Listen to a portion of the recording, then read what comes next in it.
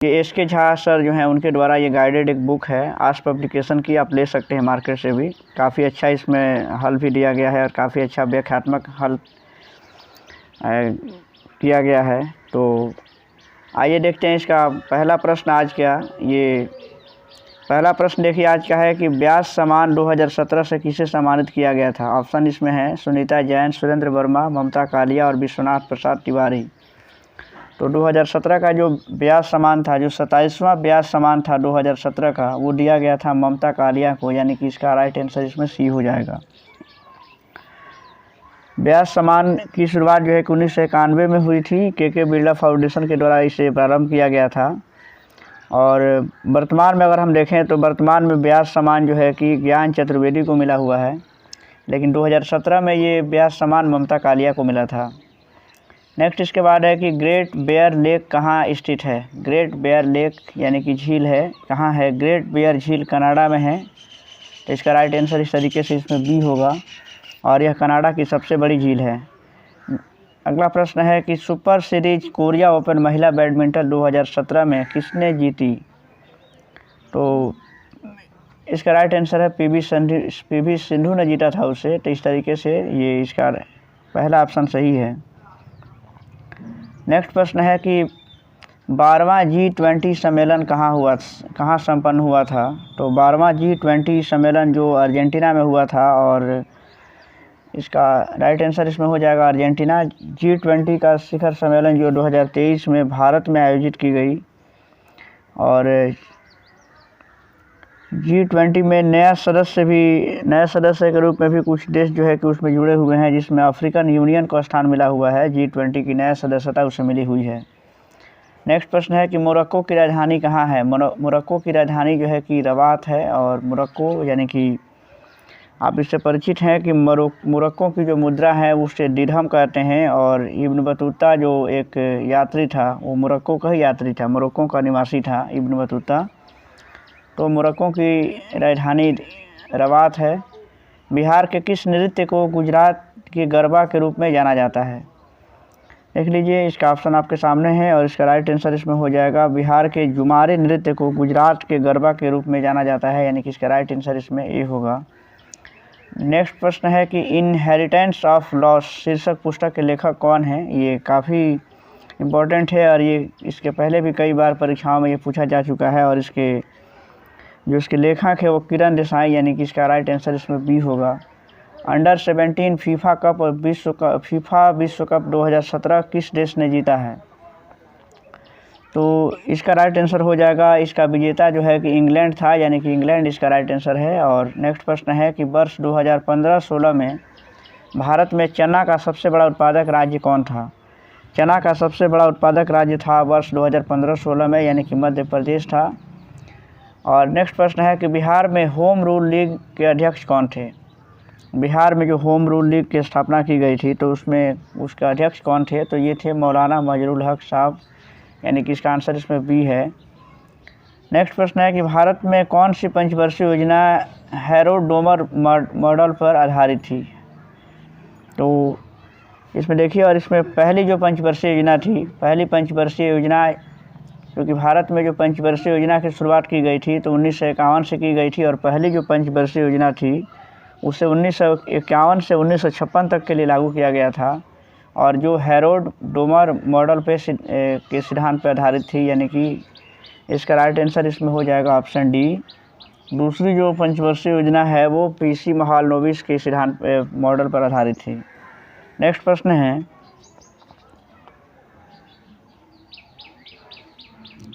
Next प्रश्न है कि इंडियन ऑफ माई ड्रीम्स किताब किसके द्वारा लिखी गई थी। इंडियन ऑफ माई ड्रीम्स किताब किसके द्वारा लिखी गई थी। तो इसका राइट आंसर हो जाएगा, देख लीजिए, इसका राइट आंसर है महात्मा गांधी, यानी कि इसका ऑप्शन डी है इसमें। नेक्स्ट प्रश्न देखते हैं। अगला प्रश्न है कि राष्ट्रीय इम्यूनोलॉजी संस्थान कहाँ स्थित है। ये देखिए अगला प्रश्न है, और इसका राइट आंसर हो जाएगा इसमें, ये नई दिल्ली में है, और इसकी स्थापना 1981 में की गई थी।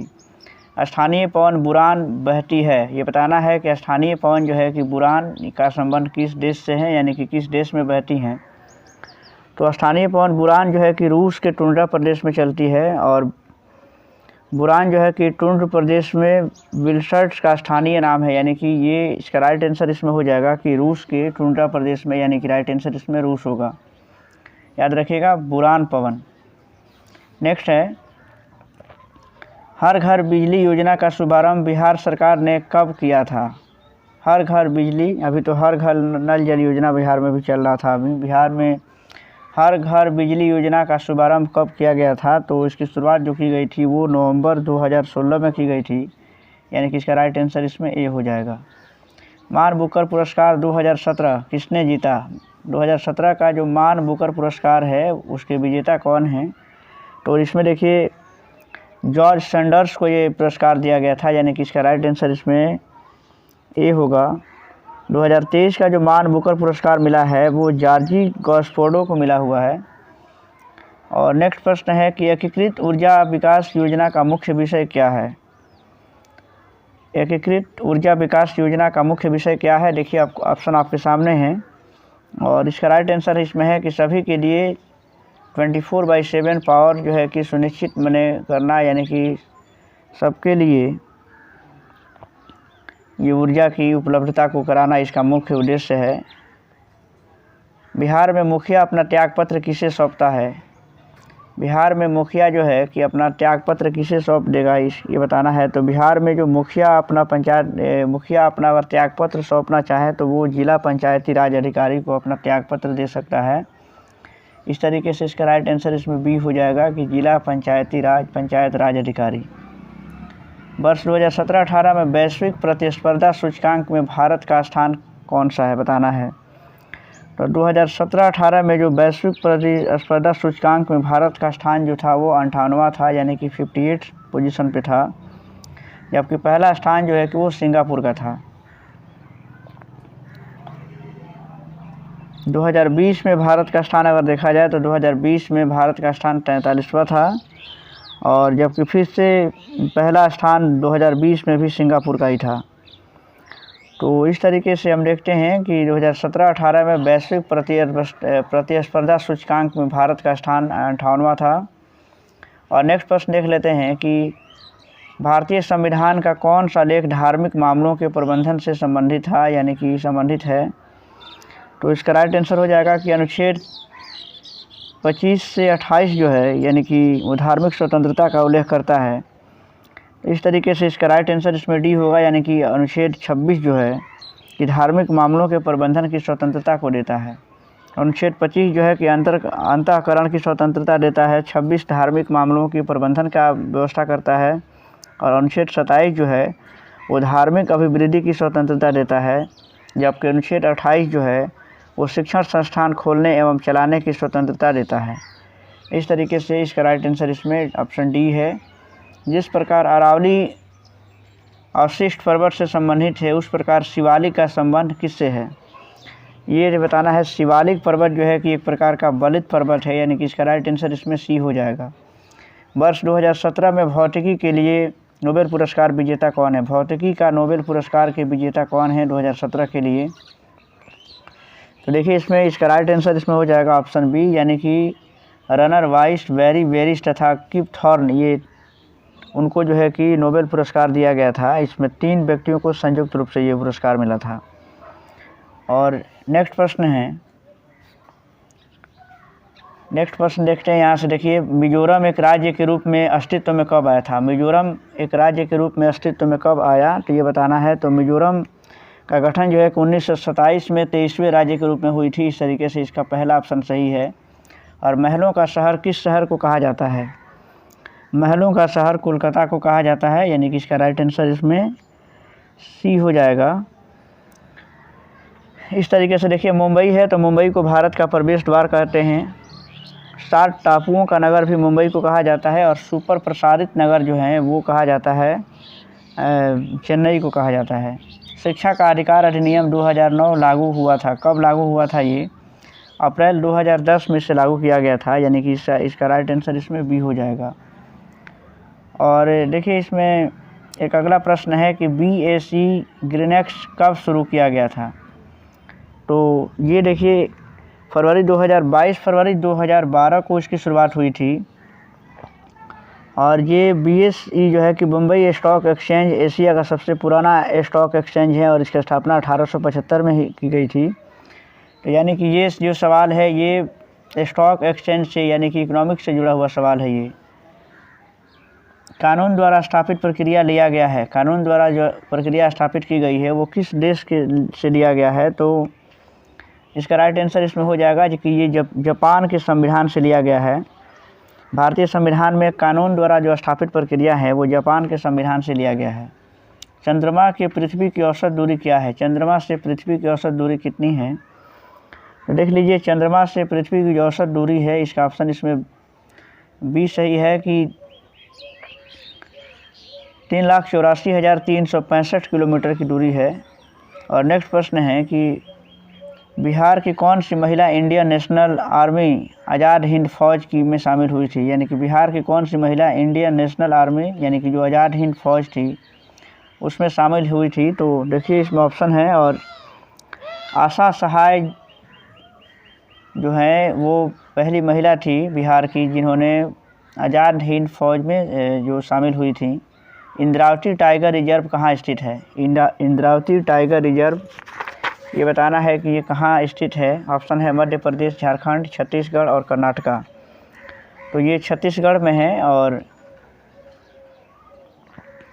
मध्य प्रदेश की अगर हम बात करें तो मध्य प्रदेश को स्टेट टाइगर स्टेट के नाम से भी जाना जाता है। और क्योंकि हम जानते हैं कि 1973 में भारत में प्रोजेक्ट टाइगर की शुरुआत हुई थी। नेक्स्ट प्रश्न है कि निम्न में कौन सी भारत में मान्यता प्राप्त राष्ट्रीय पार्टी नहीं है, राष्ट्रीय जो है कि राष्ट्रीय मान्यता किस पार्टी को नहीं मिला हुआ है, तो देख लीजिए इसमें ऑप्शन है समाजवादी, भारतीय communist party, Bahujan Samaj party और सर्व भारतीय तृणमूल कांग्रेस। तो इसमें देखिए ऑप्शन इसका डी है, यानी कि जो सर्व भारतीय यानी कि अखिल भारतीय जो ये तृणमूल कांग्रेस है उसको वो राष्ट्रीय पार्टी का दर्जा उसे नहीं है। और भारत में कुल 6 राष्ट्रीय पार्टियां हैं जिसमें भाजपा है, भारतीय राष्ट्रीय कांग्रेस है, कांग्रेस भारतीय कम्युनिस्ट पार्टी है, आम आदमी पार्टी, भारतीय कम्युनिस्ट पार्टी यानी कि मार्क्सवादी और बहुजन समाज पार्टी। ये 6 जो है कि राष्ट्रीय पार्टियां हैं।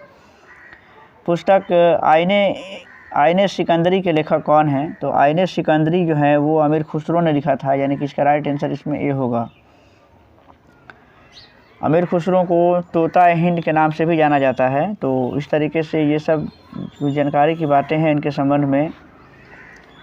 नेक्स्ट प्रश्न है कि गंभीरा नृत्य किससे संबंधित है, गंभीरा नृत्य का संबंध किस राज्य से है, तो देखिए ये गंभीरा नृत्य जो है कि पश्चिम बंगाल की एक लोक संगीत है, यानी कि पश्चिम बंगाल इसका राइट आंसर होगा। किस राज्य में जेमू ग्लेशियर स्थित हैं, जेमू ग्लेशियर हिमालय के पूर्वी भाग में ये सबसे बड़ी हिमानी है और इस तरीके से इसका राइट आंसर इसमें हो जाएगा सिक्किम में है। ये इसका राइट आंसर जो है कि सिक्किम है या सिक्किम में स्थित है जेमू ग्लेशियर। नेक्स्ट प्रश्न है कि ब्लॉक पर्वत का उदाहरण कौन सा है, ब्लॉक पर्वत का उदाहरण कौन सा है, तो इसमें देखिए ब्लॉक जो पर्वत हैं वो किस राज्य से संबंधित हैं, किस देश से संबंधित है, तो देखिए इसमें ऑप्शन इसमें सी दिया है, यानी कि ब्लॉक फॉरेस्ट। ब्लॉक फॉरेस्ट जो है कि जर्मनी का जो ब्लॉक फॉरेस्ट है वो ब्लॉक पर्वत का उदाहरण है। इस तरीके से इसका राइट आंसर इसमें सी होगा। राष्ट्रीय हरित अधिकरण स्थापित किया गया था, इसे बताना है कि कब स्थापित किया गया था, तो इसे 19 अक्टूबर और 2010 को इस स्थापित किया गया था। पुस्तक द वाइट टाइगर के लेखक कौन हैं, द वाइट टाइगर पुस्तक के लेखक कौन हैं, तो इसके लेखक जो है कि अरविंद अडिगा हैं, यानी कि इसका राइट आंसर इसमें सी हो जाएगा। और नेक्स्ट प्रश्न देखते हैं कि बिहार में जल मंदिर कहाँ स्थित है, तो बिहार में जो जल मंदिर है वो सब लोग जानते हैं कि बिहार में जल मंदिर वो पावापुरी में स्थित है, यानी कि इसका राइट आंसर इसमें ए हो जाएगा। पावापुरी जो है ये जैन धर्म का पवित्र तीर्थ स्थल है और यहीं पर भगवान महावीर को निर्वाण यानी कि मोक्ष की प्राप्ति हुई थी। भारतीय वन्य जीव संस्थान कहाँ पर स्थित हैं, भारतीय वन्य जीव संस्थान कहाँ स्थित हैं, तो ये देहरादून में है, यानी कि इसका राइट आंसर इसमें बी हो जाएगा। नेक्स्ट प्रश्न देखते हैं कि महिला एकल विमंडल चैंपियनशिप 2017 किसने जीती, तो इसका राइट आंसर इसमें हो जाएगा ऑप्शन सी, यानी कि ये गर्बिना मुगरुजा ने जीता है इसको। तो नेक्स्ट प्रश्न देखते हैं कि बलवंत राय मेहता समिति का गठन कब हुआ था। बलवंत राय मेहता समिति यानी कि जो पंचायती राज से संबंधित हैं और इसी समिति की सिफारिश पर भारत में पंचायती राज व्यवस्था को लागू किया गया था। तो बलवंत राय मेहता समिति का गठन जनवरी 1957 में हुआ था। इस तरीके से इसका राइट आंसर इसमें ऑप्शन बी होगा, ऑप्शन बी जनवरी 1957। भारत में कोयले का सबसे बड़ा उत्पादक राज्य कौन है। भारत में कोयले का सबसे बड़ा जो उत्पादक राज्य है वो छत्तीसगढ़ है, यानी कि इसका राइट आंसर इसमें ऑप्शन सी हो जाएगा। ऑप्शन सी इसका राइट आंसर है, छत्तीसगढ़। कौन सा द्वीप मूल रूप से प्रवाल द्वीप है। तो इसमें ऑप्शन हो जाएगा इसमें बोरा जो द्वीप है वो प्रवाल द्वीप का उदाहरण है, यानी कि ऑप्शन सी सही है। कुतुब मीनार का निर्माण कार्य किसके द्वारा पूरा किया गया था। कुतुब मीनार का निर्माण कार्य जो है वो इल्तुतमिश के द्वारा पूरा किया गया था। इसका राइट आंसर इसमें बी हो जाएगा। नेक्स्ट प्रश्न देखते हैं कि बिहार में पंचायत समिति का निर्वाचित सदस्य अपना त्यागपत्र किससे देता है। तो बिहार में पंचायत समिति का जो निर्वाचित सदस्य है अपना त्यागपत्र किसे दे सकता है। तो इसका राइट आंसर इसमें हो जाएगा कि पंचायत समिति के प्रमुख को दे सकता है, यानी कि इसका ऑप्शन इसमें सी सही है।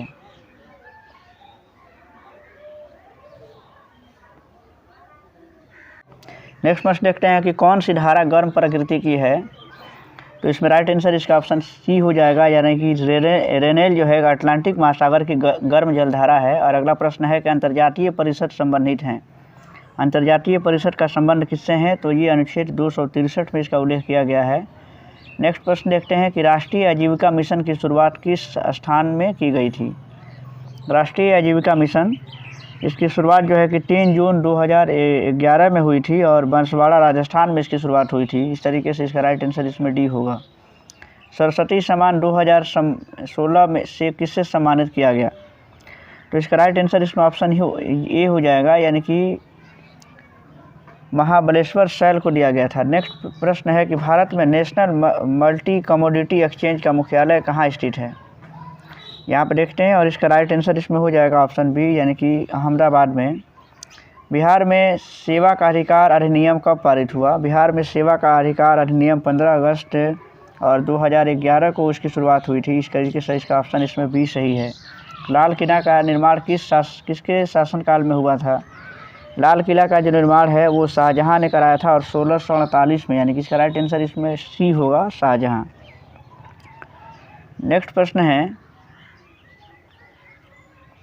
नेक्स्ट प्रश्न है कि किस गवर्नर जनरल ने डॉक्ट्रिन ऑफ लैप्स नीति को लागू किया था। यानी कि डॉक्ट्रिन ऑफ लैप्स की नीति लॉर्ड डलहौजी ने लिया था, यानी कि जो हड़प नीति है, यानी कि गोद लेने की नीति को जो है कि उसने अवैध करार दिया था। इस तरीके से इसका राइट आंसर इसमें सी हो जाएगा, यानी कि लॉर्ड डलहौजी, जिसको हड़प नीति के नाम से भी जानते हैं। और इस नीति के तहत सबसे पहला जो राज्य जिसका विलय किया गया था अंग्रेजी राज्य में, यानी कि सतारा राज्य था और अंतिम राज्य था अवध। इस नीति को ही हड़प नीति या विलय की नीति कहते हैं, यानी कि उसने गोद लेने की प्रथा को समाप्त कर दिया था। एशिया पुरुष हॉकी कप 2017 किसने जीता है। तो इसका राइट आंसर इसमें हो जाएगा कि इसका विजेता भारत रहा था। 2017 का जो एशिया कप हुआ था। भारत में रजत क्रांति किस क्षेत्र से संबंधित है, यानी कि जो सिल्वर रेवोल्यूशन है, रजत क्रांति का संबंध अंडा उत्पादन से है, यानी कि इसका राइट आंसर इसमें सी होगा। अंडा उत्पादन के मामले में अगर देखें तो आंध्र प्रदेश जो है वो भारत में पहला स्थान है। जबकि अगर देखा जाए दूध की बात करें तो दूध उत्पादन का संबंध जो है कि श्वेत क्रांति से था, यानी कि खाद और उर्वरक का संबंध वो भूरी क्रांति से था, यानी कि ग्रे रेवोल्यूशन। और नेक्स्ट प्रश्न देखते हैं इसमें, अनुदैर्ध्य तरंग कौन सी है। अब ये साइंस के प्रश्न यहाँ से हैं, यानी कि विज्ञान और गणित के प्रश्न है। तो इसमें पहला प्रश्न है कि देखिए क्वेश्चन नंबर 65 है कि अनुदैर्ध्य तरंग कौन सी है। तो इसका राइट आंसर इसमें डी हो जाएगा, यानी कि जो भूकंप तरंगें होती हैं वो अनुदैर्ध्य तरंग के उदाहरण हैं। और नेक्स्ट प्रश्न है इसमें ये अगला प्रश्न देखिए अब मैथ्स का है, यानी कि इसके बाद से अब मैथमेटिक्स के प्रश्न हैं। अगला प्रश्न दिया है कि किस कारण समुद्र नीला दिखाई देता है। तो समुद्र के नीला दिखाई देने का कारण क्या है कि प्रकाश के प्रकीर्णन के कारण, यानी कि इसका राइट आंसर इसमें बी हो जाएगा। राइट आंसर इसका बी है, प्रकाश के प्रकीर्णन के कारण समुद्र का रंग जो है कि नीला दिखाई देता है। नेक्स्ट प्रश्न है मेटल ऑफ होप, यानी कि आशा की धातु किसे कहते हैं। मेटल ऑफ होप किसे कहते हैं, तो इसका राइट आंसर है यूरेनियम है, यानी कि इसे राइट आंसर इसका ए हो जाएगा। नेक्स्ट प्रश्न है, ये सब देखिए मैथमेटिक्स के प्रश्न हैं। और अगला प्रश्न इसमें है कि प्रकाश की गति अधिकतम होती है किस में होती है, बताना है। प्रकाश की गति अधिकतम किस में होती है, 75 ये प्रश्न है। प्रकाश की अधिकतम गति किस में होती है, तो इसका राइट आंसर इसमें हो जाएगा कि प्रकाश की चाल जो है कि अधिकतम जल में होती है, यानी कि इसका राइट आंसर इसमें डी होगा। विद्युत अलार्म में मुख्यतः कौन सा सेल प्रयोग होता है। विद्युत अलार्म जो होता है उसमें वोल्टीय सेल का प्रयोग किया जाता है, यानी कि इसका राइट आंसर इसमें सी है। नेक्स्ट प्रश्न देख लेते हैं, ये सब मैथमेटिक्स के हैं। और अगला प्रश्न इसमें देखते हैं। अगला प्रश्न है प्लाज्मा का मुख्य तत्व क्या है। प्लाज्मा का मुख्य तत्व कौन सा है, तो इसमें इसका मुख्य तत्व जो है कि प्लाज्मा का वो जल होता है। और प्लाज्मा जो है कि पीले रंग का एक चिपचिपा पदार्थ होता है, एक तरल पदार्थ होता है।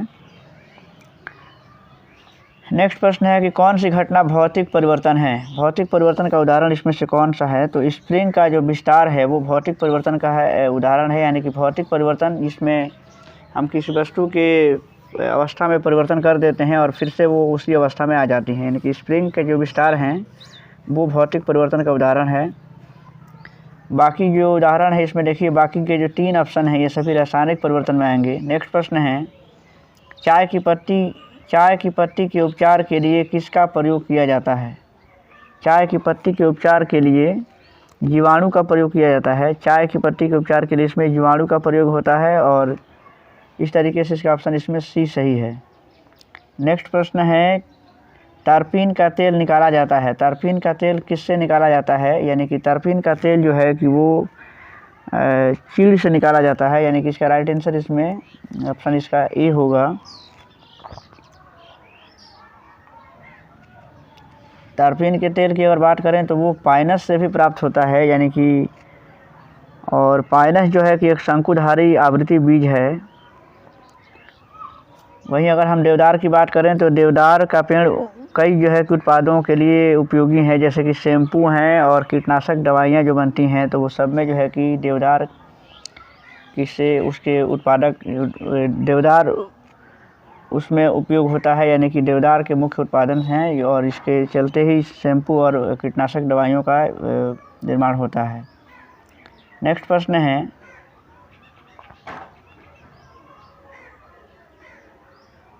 प्रश्न है कि कौन सा प्रकंद का एक उदाहरण है। प्रकंद का उदाहरण कौन सा है, तो देखिए इसमें ऑप्शन है अदरक, आलू, लहसुन और जिमीकंद। तो इसमें राइट आंसर इसका हो जाएगा कि ऑप्शन ए इसका सही जवाब होगा, यानी कि अदरक। सोल्डर किस अयस्क का मिश्र धातु होता है। सोल्डर जो है कि टीन और सीसा का मिश्र धातु होता है, ऑप्शन ए इसका राइट आंसर होगा।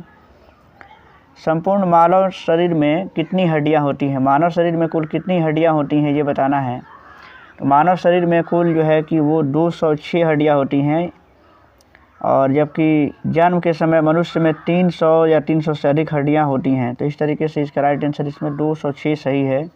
जिस प्रकार मत्स्य विज्ञान मछलियों के अध्ययन से संबंधित है, उसी प्रकार जरा विज्ञान किससे संबंधित हैं, तो उसी प्रकार जरा विज्ञान का संबंध जो है कि वो उम्र वृद्धि का अध्ययन से संबंधित है, यानी कि इसका राइट आंसर इसमें ऑप्शन डी होगा। नेक्स्ट है कि दूध एक उदाहरण है। दूध जो है कि किसका उदाहरण है, देखिए तो दूध जो है कि पायस का उदाहरण होता है, इमल्शन का उदाहरण है। और नेक्स्ट है कि वातावरण में कार्बन डाइऑक्साइड की मात्रा का प्रतिशत क्या है, तो इसका राइट आंसर इसमें हो जाएगा डी, यानी कि 0.03%। और ये नेक्स्ट प्रश्न देखिए, इसमें ये मैथमेटिक्स के प्रश्न हैं, तो इसका राइट आंसर इसमें 100 गुना होगा, यानी कि इसमें राइट आंसर इसका 100 गुना है कि 0.003 का कितना गुणा है, तो ये 100 गुना इसका राइट आंसर होगा। और अगला प्रश्न है, ये सब देखिए मैथ के प्रश्न हैं। और अगला एक आखिरी प्रश्न है इसका कि मानव शरीर में गुणसूत्रों के कितने जोड़े पाए जाते हैं। तो सब लोग जानते हैं कि कुल 46 गुणसूत्र होते हैं, यानी कि कुल इसके 23 जोड़ा इसका आंसर होगा, यानी कि मानव शरीर में कुल 23 जोड़े गुणसूत्र पाए जाते हैं। और अब कुछ और भी प्रश्न है, देख लीजिए। एक पतली सुई जल में तैर सकती है, कि बताना है कि किसके कारण ऐसा होता है कि पतली सुई जल में तैर सकती है, तो ये पृष्ठ तनाव के कारण होता है। नेक्स्ट है कि इसमें x का मान निकालना है, ये काफ़ी इंपॉर्टेंट प्रश्न है, द्विघात समीकरण का है। और नेक्स्ट प्रश्न देखते हैं यहाँ से कि मोटर कार की हेडलाइट में किसका प्रयोग होता है। मोटर कार की हेडलाइट में अगर बात करें तो अवतल दर्पण होता है, जबकि उसके साइड मिरर में उत्तल दर्पण का उपयोग होता है। वनस्पति घी के उत्पादन में किसका उपयोग होता है, किसका प्रयोग होता है, तो इसमें हाइड्रोजन का प्रयोग होता है, यानी कि इसका राइट आंसर इसमें ऑप्शन डी होगा। भविष्य का ईंधन किसे कहते हैं, भविष्य का ईंधन किसे कहा जाता है, तो इसे हाइड्रोजन को कहा जाता है, यानी कि इसका राइट आंसर इसमें ऑप्शन ए है। नेक्स्ट प्रश्न है, और देख लीजिए अब यहाँ से सभी जो है कि मैथमेटिक्स के प्रश्न हैं। इस तरीके से ये कुछ